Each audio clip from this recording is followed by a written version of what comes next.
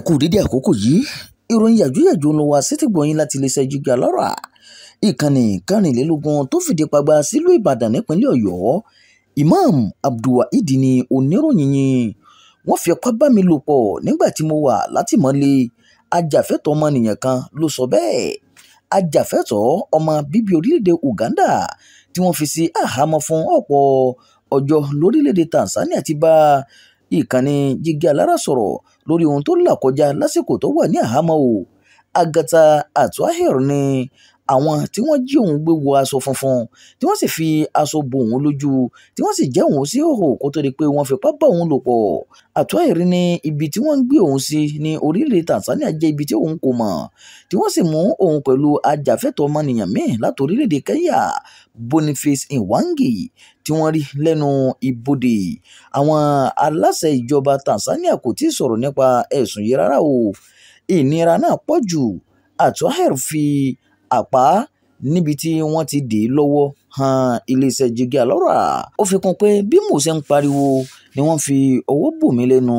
Ó ní òun gbọ́ ariwo láti ọ̀dọ̀ Mwangi náà tí àwọn èèyàn sì dúnkòokò mọ́ pé àwọn yóò kí nǹkan bọ inú ọmọkùnrin rẹ̀.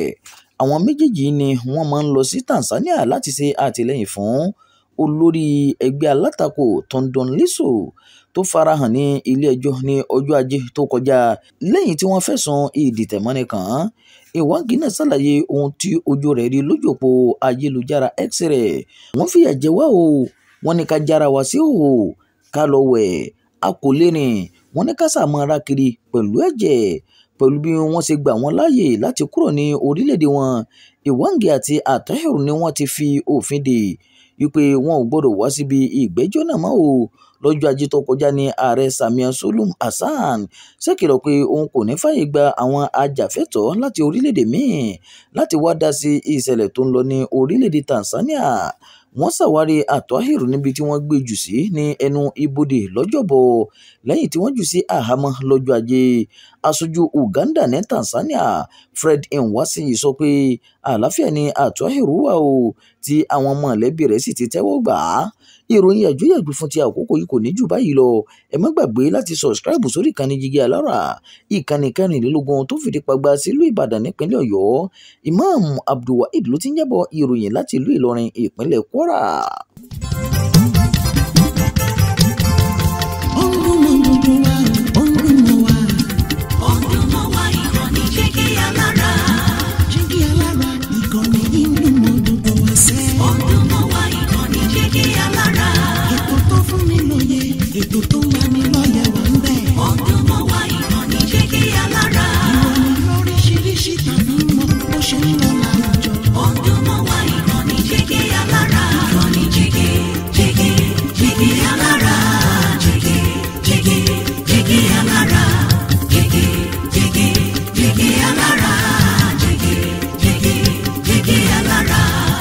Ìkànnì Jígí Alárà kẹrìnlélógún bàbá gbogbo.